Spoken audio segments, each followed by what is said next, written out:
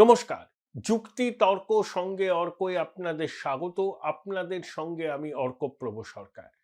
বিজেপির নতুন সভাপতি হলেন সর্বকনিষ্ঠ নীতিন নবীন, 46 বছর বয়স। দায়িত্ব নিয়ে বাংলার নেতাদের সঙ্গে তিনি বৈঠক করেছেন। শ্রমিক ভট্টাচার্য, শান্তনু ঠাকুর, সুকান্ত মজুমদার, আরো অনেকে ছিলেন। বাংলায় তার পাখির চোখ, অবশ্যই তার কাছে চ্যালেঞ্জ বাংলায় পদ্মফুল ফোটানো। 2029-এর লোকসভা নির্বাচনও তার সভাপতিত্বে বিজেপি লড়বে। এই অবসরে বিজেপি নেতারা বলছেন এবং তারা কমিশনকেও এই মর্মে চাপ দেবেন যাতে কোনো অবস্থাতেই বাংলায় নির্বাচন 2021-এর মতো 8 দফায় না হয়। বিজেপির যুক্তি 8 দফায় হলে তৃণমূলের ক্যাডার মোবিলাইজেশন করতে সুবিধা হয়। বিজেপির অভিযোগ ছাপ্পা ভোট মারে তৃণমূলের ক্যাডাররা। 8 দফায় নির্বাচন হলে ধরুন প্রতি দফায় 40টা 45টা করে আসনে নির্বাচন, তাহলে যেখানকার নির্বাচন শেষ হয়ে গেল সেখান থেকে ক্যাডার বাহিনীকে অন্য জায়গায় শিফট করানো সহজ হয়। কিন্তু 2-3 দফায় নির্বাচন হলে সেই সুযোগটা কিন্তু পাবে না তৃণমূলের ক্যাডার বাহিনী। পশ্চিমবঙ্গে 2001 সালে কিন্তু 1 দফায় ভোট হয়েছিল, তারপরে 1 দফায় আর ভোট হয়নি, কয়েক দফায় ভোট হয়েছে। 2021 সর্বকালীন রেকর্ড 8 দফায় ভোট। তাদের বিজেপির সুবিধা হয়নি। তারা এখন কমিশনের কাছে চাপ সৃষ্টি করছে যে কোনো মূল্যে সর্বোচ্চ 3 দফা, 2 দফা হলেই ভালো। বিজেপির যুক্তিকে ফেলে দেওয়া যায় না যে 2 দফায় ভোট হলে তৃণমূলের ক্যাডার বাহিনী ভোট লুট করতে পারবে না। আরো কিছু কিছু দাবি জানাচ্ছে বিজেপি এবং অন্যান্য বিভিন্ন প্রতিষ্ঠান থেকে। দেখুন, কেন্দ্রীয় বাহিনীকে ভোট কেন্দ্রের ভিতরে থাকতে হবে, ভোটের লাইন তারা চেক করবে, এবং ধরুন গ্রামের ভোট কেন্দ্র, সেই গ্রামের আলপথে, খেতে, গ্রামের রাস্তায় ভারী বুটের আওয়াজটা শোনা যায় যেন, যাতে ভোটারদের মনে সাহস হয়, যাতে গুন্ডারা আগের দিন রাতে পরিচয়পত্র কেড়ে নিতে না পারে বিরোধী দলের ভোটারদের কাছ থেকে। That has to B ensured. এটা কমিশনের কাজ। এটা কমিশন না করতে পারলে পশ্চিমবঙ্গের ভোট কখনো অবাধ হবে না। ভোটের সময় যে পর্যবেক্ষকরা আসেন, যে জওয়ানরা আসেন, তাদেরকে বিভিন্ন উপায়ে ম্যানেজ করে তৃণমূল। সুধীর কুমার রাকেশের কথা মনে আছে? 2014 সালে লোকসভা নির্বাচনে স্পেশাল অবজারভার, বচন বাগিস, পাটনা বেস্ট, সব নিজের ফোন নাম্বার সবাইকে দিয়ে দিলেন, বলেন কোনো সমস্যা নেই, আমায় ফোন করবেন। ভোটের 2 দিন আগে হঠাৎ করে তিনি অদৃশ্য হয়ে পাটনা চলে গেলেন, আর ভোটের দিন তাকে ফোনে কেউ পায়নি। শোনা যায় ম্যানেজ হয়েছিলেন ওই সুধীর কুমার রাকেশ। কিভাবে ম্যানেজ হয়েছিলেন সে সম্পর্কে অনেক গল্প বাজারে আছে, আমি তার মধ্যে যাচ্ছি না। এই খেলাটা তৃণমূল অনেকবার খেলেছে, এবারও খেলার চেষ্টা করবে। প্রচুর নগদ নারায়ণ তাদের তহবিলে আছে, তো তাই পয়সা কড়ির অভাব নেই। আর ম্যানেজ মাস্টার তৃণমূল।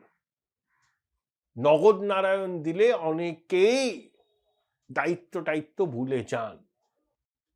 সেই অভিযোগ কেন্দ্রীয় বাহিনীর জওয়ানদের বিরুদ্ধেও আছে আর পর্যবেক্ষকদের বিরুদ্ধেও আছে। তাই আগে ভাগে কিন্তু কমিশনের কাছে বিজেপি আর্জি জানাচ্ছে, হ্যাঁ, কেন্দ্রীয় বাহিনী মোতায়েন তো হবেই, সঙ্গে ভিন রাজ্যের সশস্ত্র পুলিশ বাহিনী, যাতে সেই পুলিশ বাহিনী সংশ্লিষ্ট রাজ্য ছাড়ার আগে স্পষ্ট করে তাদেরকে ইনস্ট্রাকশন দেয়া হয় যে আপনারা যেখানে দায়িত্ব পালন করবেন সেখানে ভোট নিয়ে যেন কোনো অভিযোগ না ওঠে। আপনারা নিরপেক্ষভাবে করবেন, কাউকে টেনে করতে হবে না। মানুষ যাতে উৎসবের মেজাজে ভোট দেয় সেটাকে নিশ্চিত করতে হবে। তা সত্ত্বেও আপনাদের বিরুদ্ধে কর্তব্যে গাফিলতির যদি অভিযোগ ওঠে, যখন আপনারা নিজের রাজ্যে ফিরে আসবেন তখন you have to face the consequences. ভিন রাজ্যের সশস্ত্র পুলিশ বাহিনীকে আনতে হবে কেন্দ্রীয় বাহিনীর পাশাপাশি। বিহারে 68% ভিন রাজ্যের পুলিশ বাহিনী ছিল, 32% ছিল সেন্ট্রাল ফোর্স, বাইরের ফোর্সের মধ্যে। পশ্চিমবঙ্গের ক্ষেত্রেও প্রয়োজনে 80% বাইরের রাজ্যের সশস্ত্র পুলিশকে আনতে হবে, আর 20% থাকবে কেন্দ্রীয় বাহিনী। এটা করতে হবে। সিসি ক্যামেরা মুখ যাতে সেলোটেপ দিয়ে আটকানো না হয়, যাতে না ঘোরানো হয়, কমিশনকে এনশিওর করতে হবে। ওয়েবকাস্টিং কমিশনকে ফলো করতে হবে মাইনিউটলি। কুইক রেসপন্স টিম যেন ঠিকঠাক ভাবে মুভ করতে পারে। কুইক রেসপন্স টিমকে পথ দেখান কে? স্থানীয় থানার লোকজন, গাড়ির চালক। তারা যদি দলদাস হয়, কোনো অবস্থাতেই কুইক রেসপন্স টিমের ভূমিকা কার্যকরী হবে না। বিজেপি এই দাবিটাও তুলছে কমিশনের কাছে। প্রথমে 8 দফায় কোনো মতেই হচ্ছে না, এবার সর্বোচ্চ 3 দফায় হয়তো ভোট হবে। সেটা 2 দফাতেও হতে পারে, এটা কমিশনের চূড়ান্ত সিদ্ধান্ত। বাইরে থেকে যে ফোর্স আসবে তার রেশিও সেন্ট্রাল ফোর্সের থাকতে পারে 20%, 80% থাকবে ভিন রাজ্যের সশস্ত্র পুলিশ বাহিনী। কুইক রেসপন্স টিমের কার্যকারিতা যাতে মানুষ বুঝতে পারে, তার জন্য যা যা করণীয় করতে হবে, স্থানীয় থানার যিনি কুইক রেসপন্স টিমকে পথ দেখাবেন তার নিরপেক্ষতা সন্দেহাতীত হতে হবে। কুইক রেসপন্স টিমের গাড়ির চালক তিনি যদি খুবই অনুপ্রাণিত হয়, যে রাস্তাটা 10 মিনিটে যাওয়া যায় সে রাস্তাটা তিনি জওয়ানদের 45 মিনিটে নিয়ে যাবেন। যখন জওয়ানরা সেখানে পৌঁছাবেন দেখবেন সব বোমা, তাহলে কুইক রেসপন্স টিমের কার্যকারিতাই মানুষ দেখতে পায় না।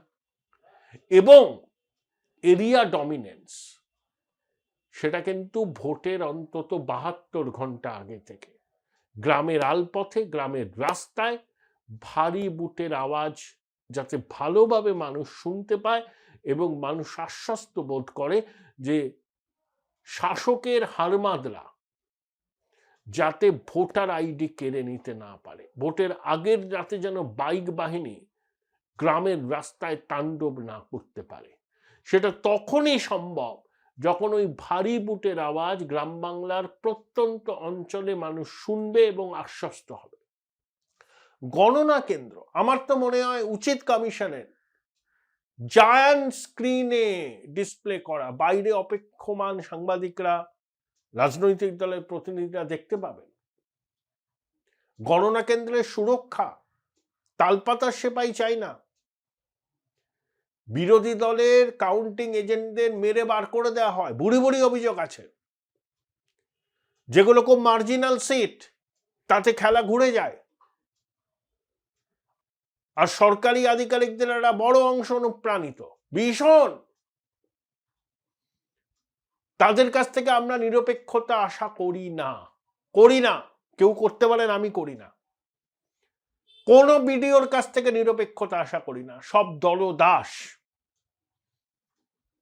বিবেক বুদ্ধি মেরুদণ্ডকে এরা বিক্রি করেছে বঙ্গেশ্বরীর কাছে। এই আধিকারিকরা যদি গণনা কেন্দ্রের দায়িত্বে থাকেন, মানুষের জনাদেশ প্রতিফলিত কিছুতেই হবে না। কমিশন তার পূর্ব অভিজ্ঞতা থেকে শিক্ষা নিয়ে এই বিষয়গুলোতে নজর দিক, এবং বিজেপি ওই দাবিগুলো করছে। বিজেপির সব দাবি কমিশন মানবে বলে আমার মনে হয় না, কিন্তু যে দাবিগুলোর পিছনে যৌক্তিকতা আছে সেগুলো কমিশন মানবে। এবং নির্বাচন কোনো অবস্থাতেই এবার 3 দফার বেশি হবে না, কোনো অবস্থাতেই হবে না, 2 দফাতেও হতে পারে। এবং কেন্দ্রীয় বাহিনী বাইরের ফোর্সের মধ্যে কেন্দ্রীয় বাহিনীর অনুপাত কম থাকবে, ভিন রাজ্যের সশস্ত্র বাহিনীর অনুপাত বেশি থাকবে। গণনা কেন্দ্রকে সুরক্ষিত রাখার জন্য কমিশন যথোপযুক্ত ব্যবস্থা নেবে, নো ডাউট নেবে। পশ্চিমবঙ্গের নির্বাচন সুষ্ঠুভাবে পরিচালনা করা হচ্ছে কমিশনের অগ্নি পরীক্ষা। এই পরীক্ষায় সফল না হলে কমিশনের ভূমিকা নিয়ে দেশ জুড়ে প্রশ্ন উঠবে। অতীতে কমিশন বহুবার হুঙ্কার দিয়েছে, কাজের কাজ সেভাবে কিছু করতে পারেনি। আমি জ্ঞানেশ কুমারকে টিএন সেশন বলতে রাজি নই। জ্ঞানেশ কুমারের বিরুদ্ধে যে অভিযোগগুলো উঠছে সেই অভিযোগগুলো খণ্ডানোর দায়িত্ব হচ্ছে তার। পশ্চিমবঙ্গের নির্বাচন রক্তপাতহীন অবাধ গণতন্ত্রের উৎসবে পরিণত করার সাংবিধানিক দায়িত্ব নির্বাচন কমিশনের। সেই দায়িত্ব থেকে তারা মুখ ফেরাতে পারে না। তাই যা যা করণীয় তাদের কিন্তু করতে হবে। প্রধান বিরোধী দল বিজেপি যে দাবিগুলো করছে অনেকগুলোই সঙ্গত বলে আমার মনে হয়, এবং কমিশনের উচিত প্রস এন্ড কনস বিচার করে সুষ্ঠু পরিকল্পনা করে ভোট পর্বটাকে সাঙ্গ করা। ইতিহাসের সন্ধিক্ষণে দাঁড়িয়ে আছে বাংলা। এই সন্ধিক্ষণে নির্বাচন কমিশনের মতো একটা সাংবিধানিক প্রতিষ্ঠানের গুরুত্ব অপরিসীম। আশা করি জ্ঞানেশ কুমারের কর্ণকুহরে এই কথাগুলো পৌঁছবে। Join Indian Institute of Hotel Management now. Right choice, right decision.